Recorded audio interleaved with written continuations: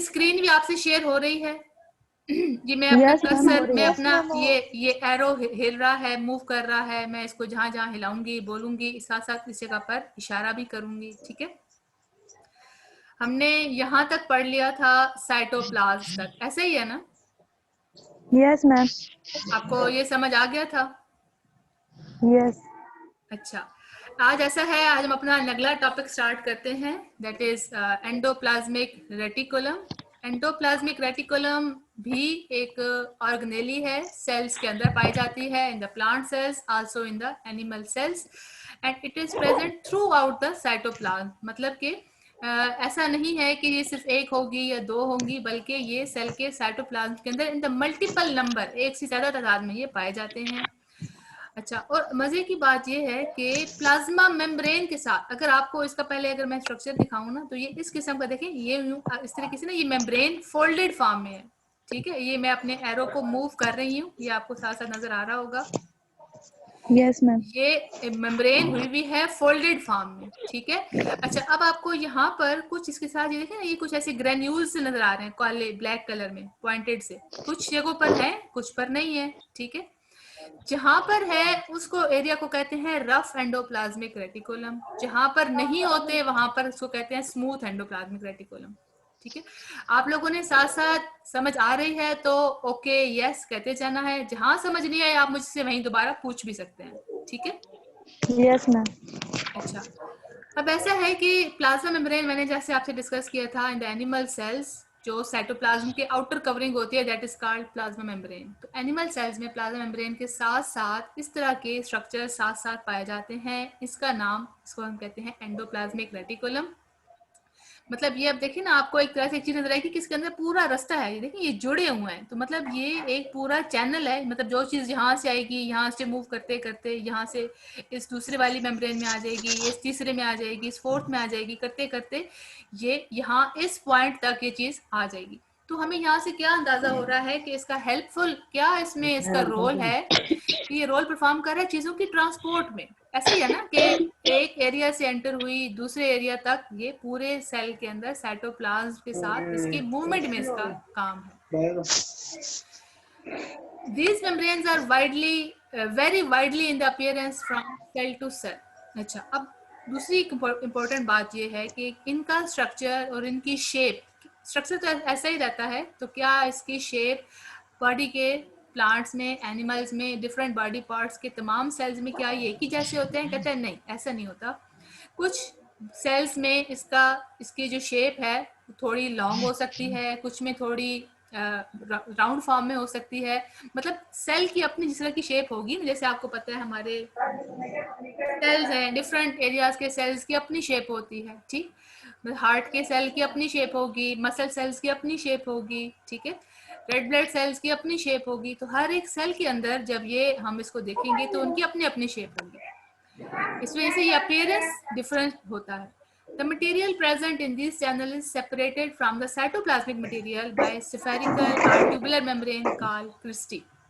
अब ये जो इसकी मेम्ब्रेन है ना, इसको हम कहते हैं क्रिस्टी। अच्छा, आप लोग थोड़ा सा एक ये काम भी कर सकते हैं, आप अपनी साउंड को ना म्यूट कर लें, और जब कभी आप बोलना चाहें तो आप मुझे रिटर्न मैसेज भी दे सकते हैं। ठीक है, या उसी वक्त उसको अनम्यूट करके अपना, ताकि ये क्लास डिस्टर्ब ना हो ना, मेरी आवाज़ सब तक क्लियरली पहुंचे। आपके ज़ाहिर है पीछे घर वाले, फैमिली वाले कुछ बोल रहे होते हैं, आप लोग म्यूट कर लें जब आपने कुछ बोलना हो। ठीक है, तो या अगर आपके पीछे खामोशी है फिर आप बेशक उसको अनम्यूट कर सकते हैं, मुझे कोई मसला नहीं है। मैं आपकी कम्युनिकेशन ज़रूर चाहूँगी, मतलब आपकी ना रिस्पॉन्स, कि आपको समझ आ रहा है तो आप यस ओके बोलते जाएं, नहीं समझ आ रहा फ़ौरन मुझसे उसी वक्त पूछ लें। ठीक है, अच्छा, यस मैम। कहता है कि ये जो इसकी मेम्ब्रेन है और इसके अपने अंदर का जो मटेरियल है, इनके अंदर का, ज़ाहिर है इनके अंदर भी तो कुछ होगा ना, तो कहते हैं कि इसके मटेरियल को, जो इसकी और बाहर इसके साइटोप्लाज्मिक मटेरियल है, तो साइटोप्लाज्मिक मटेरियल को इसके अंदर के मटेरियल से सेपरेट करने के लिए ये वाली मेम्ब्रेन होती है, और इस मेम्ब्रेन को हम कहेंगे क्रिस्टी। ये यहाँ पर मैं इसको कर देती हूँ, हाईलाइट कर देती हूँ। हाईलाइट मैं इसको कैसे करूँगी मैं आपको अभी दिखाती हूँ। ये हम इससे हाईलाइट करेंगे, ये इम्पोर्टेंट है मल्टीपल चॉइस क्वेश्चन के हिसाब से भी, कि मैं इसको दोबारा एक्सप्लेन करती हूँ कि ये जो मेम्ब्रेन है, ये वाली मेम्ब्रेन जो कि सेपरेट कर रही है साइटोप्लाज्मिक मटेरियल को फ्रॉम इसके इंटरनल मटेरियल से। ठीक है, आपको नजर आ रहा है ना, मैं हाईलाइट कर रही हूँ इसे। Yes, the ma'am. Yes, material ma'am. Present in these channels, channels का मतलब ये सारा ट्यूब्यूल्स का जो रास्ता है, is separated from cytoplasmic material by spherical or tubular membrane called cristae. इसको हम कहेंगे क्रिस्टी। अच्छा, अब जैसे कि यहाँ से आपको नजर आ रहा है कि कुछ एरिया में यहाँ पर ये ब्लैक डॉट्स हैं, कुछ में ये नहीं है। ये ब्लैक डॉट्स में क्या चीज है? ये ब्लैक डॉट्स हैं जी राइबोसोम्स। ठीक है, जहां पर राइबोसोम्स इस एरिया में अटैच हैं, इसको हम कहते हैं रफ एंडोप्लाज्म, मतलब इनकी प्रेजेंस की वजह से उसको हम कहते हैं रफ एंडोप्लाज्मिक रेटिकुलम। ठीक है, और जिस एरिया में नहीं है उसको हम कहेंगे स्मूथ एंडोप्लाज्मिक रेटिकुलम। अच्छा, रफ एंडोप्लाज्मिक रेटिकुलम को हम लिखते हैं RER और स्मूथ एंडोप्लाज्मिक रेटिकुलम को हम कहते हैं SER, जैसे कि इसको नाम से जाहिर है, स्मूथ और रफ। ठीक है, लेकिन उसकी बॉडी के ऊपर ये ग्रेन्यूल्स हैं इसलिए रफ हो गया, इसके ऊपर कुछ नहीं है इसलिए ये स्मूथ हो गया। अब इन दोनों के ना थोड़े अपने अपने डिफरेंट फंक्शन हैं। क्या फंक्शन है अब हम इसमें ये पढ़ेंगे। कहते हैं देयर आर टू मॉर्फोलॉजिकल, देखिए ना मॉर्फोलॉजिकल, मॉर्फ का क्या मतलब है? मॉर्फ का मतलब होता है शेप। ऐसे ही है ना, इसकी देखने में अपीयरेंस, Yes, ma'am. इसकी अपीयरेंस डिफरेंट है, इसकी अपीयरेंस डिफरेंट है। अच्छा, कहते हैं दो फॉर्म्स हैं, कौन कौन सी? A rough form with attached ribosomes and a smooth form without ribosomes. ऐसे ही हो गया, ये वाला रफ फॉर्म विद राइबोसोम, ये स्मूथ फॉर्म विदाउट राइबोसोम। ठीक, ये बात होगी, Yes. हमने दो उसको टाइप्स पढ़ ली।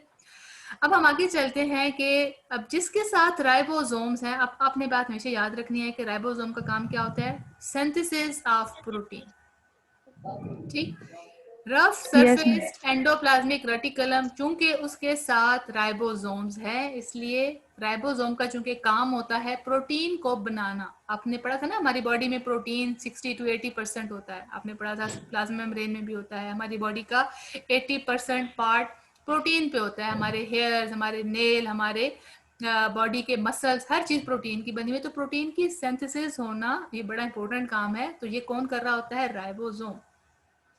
तो ये जो रफ एंडोप्लाज्मिक रेटिकुलम है that is involved in synthesis of protein.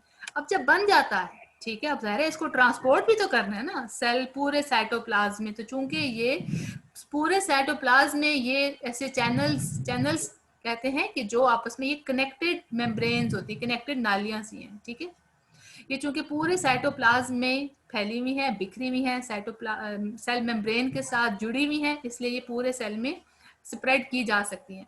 तो ये कहते हैं कि after synthesis the proteins are either stored in the cytoplasm or exported out of the cell through this enzyme. इनको बनाकर बाहर साइटोप्लाज्म में या फिर इसको स्टोर कर लिया जाता है या बॉडी सेल के दूसरे पार्ट्स में उसको ट्रांसफर कर दिया जाता है। ये तो काम हो गया रफ एंडोप्लाज्मिक रेटिकुलम का। अब स्मूथ एंडोप्लाज्मिक रेटिकुलम के 3 से 4 रोल हैं। अब उसका रोल प्रोटीन सिंथेसिस में नहीं है क्योंकि उसके साथ कोई राइबोसोम्स नहीं है। ठीक है, इसका फिर क्या काम? इसका काम है मेटाबॉलिज्म ऑफ, मेटाबॉलिज्म का क्या मतलब है? हमने इसकी डेफिनेशन पढ़ी थी, इसको हमने पढ़ा था ना, ये दो इसमें प्रोसेस होते हैं, एनाबॉलिज्म एंड कैटाबॉलिज्म, मतलब कि ब्रेक डाउन भी और सिंथेसिस भी of different types of molecules particularly lipids। ठीक है, आप मेरा ये रेगुलरली पूरा लेक्चर सुनेंगे तो आपको चीजें समझ आती रहेंगी, वरना मुश्किल हो जाएगा। हम पढ़े हैं स्मूथ एंडोप्लाज्मिक रेटिकुलम का क्या रोल है। It is helpful in metabolism of number of different types of molecules particularly lipid, मतलब लिपिड्स की ब्रेक डाउन भी और लिपिड्स की सिंथेसिस भी। दूसरा रोल क्या है? They also help to detoxify harmful drugs. हम जो मेडिसिन खाते हैं तो उनकी कोई बॉडी में हमारे अंदर नुकसानदेह असरात भी होते हैं ना, तो वो उन केमिकल्स को डिटॉक्सिफाई, उनके जहरीले असरात को खत्म करता है। फिर उसके बाद इन सम सेल्स कहता है कि smooth endoplasmic reticulum is responsible for transmission of impulses, यानी कि हमारे ये जो मैसेज आता है ना, सेंसरी मैसेज, हमारे कानों से आवाज जाती है, हमारी आंखें देख सकती हैं, हमें ठंड लगती है, हमें गर्मी लगती है, तो हमारे मसल सेल्स, हमारे नर्व सेल्स, ये सारे मैसेज कन्वे करता है। तो ये हमारा तीसरा रोल हो गया। अब अगला चौथा फंक्शन क्या है स्मूथ एंडोप्लाज्मिक रेटिकुलम का, कि they are also helpful in important role in transport of material from one part of the cell to other cell. देखिए इनका काम सिर्फ ट्रांसपोर्ट, मतलब अगर फॉर एग्जांपल कोई चीज यहाँ पे है तो उसको यहाँ से भेजते भेजते इस एरिया तक उसको ट्रांसफर कर देना, ठीक। Endoplasmic reticulum also provide mechanical support to the cell so that its shape is maintained। वो कहता है कि देखिए ना एक चीज के अंदर सॉलिड फॉर्म में ये ऐसे नेटवर्क, ऐसे जालियां सी होंगी। एंडोप्लाज्मिक रेटिकुलम का लास्ट फंक्शन क्या है कि ये उसकी शेप को मेंटेन करता है। तो आज हमने बस इतना ही पढ़ना है कि इसके फंक्शंस क्या हैं एंडोप्लाज्मिक रेटिकुलम के, ठीक है बच्चों। इंशाल्लाह कल हम अगला टॉपिक स्टार्ट करेंगे जो राइबोसोम्स का है। आपको समझ आ गया सबको एंडोप्लाज्मिक रेटिकुलम? Yes ma'am. सबको समझ आ गई है? अच्छा, ये Yes, इसकी ma'am. डायग्राम है, देखिए ये इसकी एनवेलप है, ये सिस्टर न्यूक्लियर पोर, मतलब इसमें से एक कोई होल है, ये इसके साथ ब्लैक डॉट राइबोसोम्स हैं, सॉरी ये स्मूथ एंडोप्लाज्मिक रेटिकुलम है, जो इसके साथ राइबोसोम्स हैं that is rough endoplasmic reticulum, ये जो मेम्ब्रेन है दैट इज कॉल्ड क्रिस्टी, ठीक है, और जो इनके अंदर वाला एरिया है that is called cisternal space. ठीक हो गया? समझ आ गया सबको? कोई मुश्किल Yes, बात तो ma'am. नहीं है इसमें? No miss. अगर आपको No, मुश्किल ma'am.